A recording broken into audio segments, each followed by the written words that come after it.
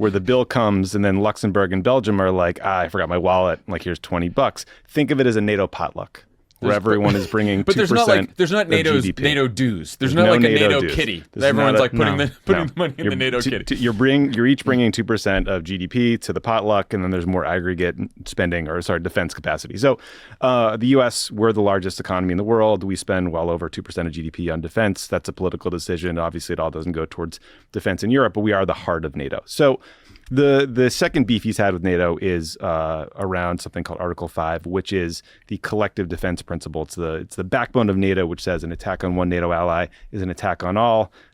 NATO has invoked Article 5 only one time. That was after 9/11 in our defense. So in 2016 and 17, Trump was out there calling NATO obsolete. He suggested that Article 5 was conditional, meaning that only countries that had hit their defense spending targets would get help were they to be attacked, right? Since then, a lot has changed. Russia has invaded Ukraine. A debate that kind of felt like an esoteric theoretical conversation got really real. And so in this South Carolina speech, Trump is telling this totally, real story. Felt like a transcript at times. But he added that not only would he, not only is he yelling at countries for not spending enough on defense, he said he would encourage Russia to invade countries that don't spend 2% of GDP on defense. So that is what's new from this event in South Carolina. It's not at all funny to countries in Eastern Europe who think that in a couple of years, Russia will probably test a NATO country. And they're also very nervously watching Russia ramp up their own military spending. They're getting weapons from North Korea. They're getting weapons from Iran. So this is very real for a bunch of folks in Europe. Sir, I just before I ask my question, I just want to say you're the greatest president of the United States that's ever been. You're the best leader the world has ever seen. Now, I do have a comment about NATO. And you don't stand weird. There's nothing weird about the way you stand. But now to my comment about NATO.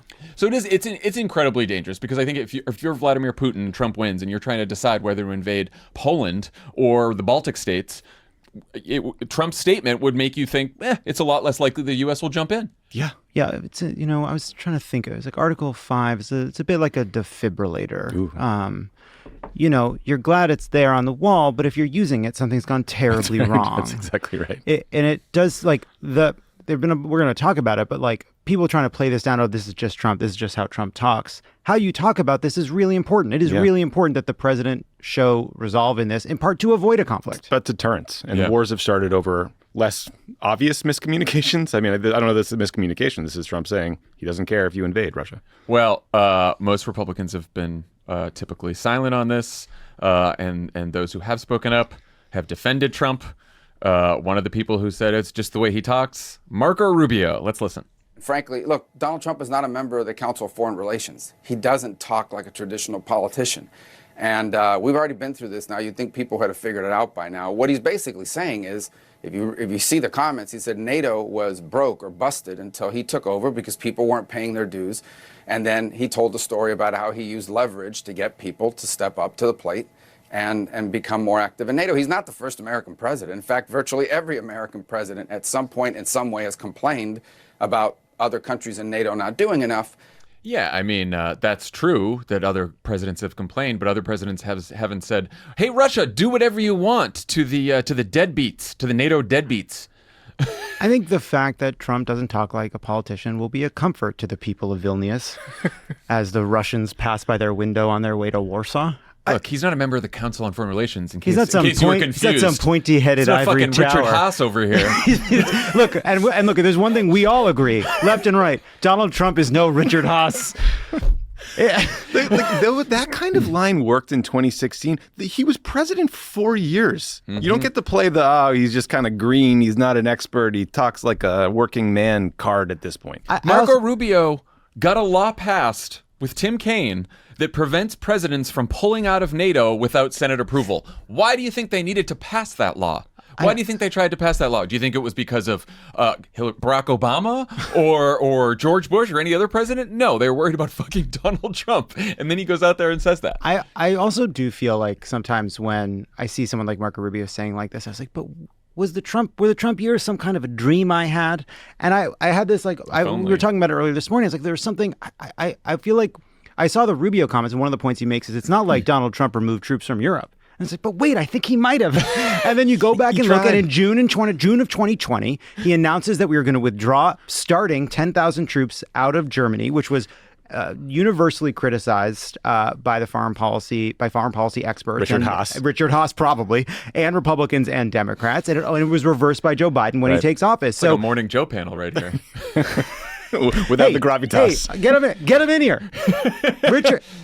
I have a surprise for everybody. Richard Haas is here today. This is a big new Brzezinski. Here's what I want to say to Marco Rubio. Just quit politics, okay? He You wants lost to be your Veep. little bid He's for the doing a Veep presidency. tryout. You tried to quit the Senate. You clearly hate being there. Just quit. Veep tryout. Go do something else. I don't know. I keep seeing that Marco Rubio's on the short list for VP and they're going to vet him. No but like, way. He lives in Florida and so does Donald Trump. The Constitution pretty clear on that point. But the president and the VP can't be from the same state. Well, it says Constitution says a lot of things we don't care about anymore. so much for the insurrection. Yeah, point. Love it. But look, Marco Rubio, he's tried to reinvent himself as a foreign policy guy, but he's like yadaing the giving up on NATO. He's not fighting for Ukraine funding. He's allowing the Senate to tank the immigration reform bill he's supposedly working on for a decade of his career. I mean, go do something else. You're a sad coward. Donald Trump wanted to pull out of NATO in his first term.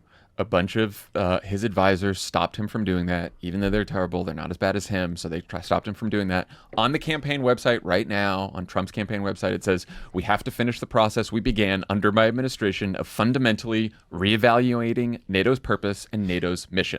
When reporters asked him what that meant, asked the campaign what that meant, they would not say. It's like being in a cage with a lion, holding him back with a chair for years and years and years. They're like, I think we should keep doing that. I think we should leave them in there. That's a good place to be. You held him off for a while. You still haven't been eaten yet. So Nikki Haley, proving that she hasn't yet become a Marco Rubio, hit Trump pretty hard on both denigrating her husband's military service, I hope so, and on his NATO comments. Let's listen. He said that NATO, that if any of those countries aren't paying their fair share, that not only would he not defend them, but that he would encourage Putin to take over them. Putin kills his opponents. He just put every military member at risk and every one of our allies at risk just by saying something at a rally like that. That's the danger. And then he goes and mocks my husband's military service. But when he did that, it was a pattern. It started with the fact that he has continued to call military members suckers and losers. He went to Arlington National Cemetery and said, why did they do this? What was in it for them? You can't have a commander-in-chief that doesn't understand what made this country great. So what do you guys make of Haley's response? Is she veering towards 2016 Chris Christie or 2024 Chris Christie? How's she going to end up here? I think she's on Ben LeBault's talkers. Do you think she's on the talkers list? Talking points. You think she's been RTing the Biden-Harris HQ account? I mean, the suckers and losers thing is like a verbatim Biden line. I like it. Like good response from Haley. She's appealing to military families who might be offended. You know, the traditional Republicans who want a muscular foreign policy. People who think Trump is not temperamentally fit for the job. I like it. I just can't tell. Is she? I definitely think some of the ships are on fire, right? She's definitely burning the boats. But is there one last? Is there one last seaworthy vessel that could take her home to Trump? I'm not sure. I think so. I mean, yeah. I'm not sure. I'm really not. Prediction is hard because, again, Marco Rubio did say, I do not trust Donald Trump with the nuclear codes. Still his position, technically. Still his position, and yet he's out there now being like, he didn't mean it. He's not a dweeb on the Council on Foreign Relations. He's a real guy. So who knows? But I would say, like, real guy. Trump has already. She should decline to endorse him. I don't expect her to endorse Joe Biden. Here's why she should decline to endorse Donald Trump. He has already said she's banned from the MAGA camp. She's already getting swatted, death threats. Like, she doesn't have a future in this Trump Republican Party. And I'm not sure that her endorsing Trump is going to change that. So it's like, and there's why not? There's a podcast at the Bulwark with her name on it. There is. Come on. Yeah, Tim Miller can't record Tim, all put of them. Speaking of speaking of the Council on Foreign Relations, yeah. the cushy spot. Listen, Come on. But let's just be clear what Trump's "where's her husband" comments mean. He's suggesting that there was infidelity in the relationship and that he had to go over to the Horn of Africa to get away from that. That is the not so subtext of those comments. So yeah, I mean, look, I don't think this kind of messaging from Nikki Haley is going to win her the nomination, but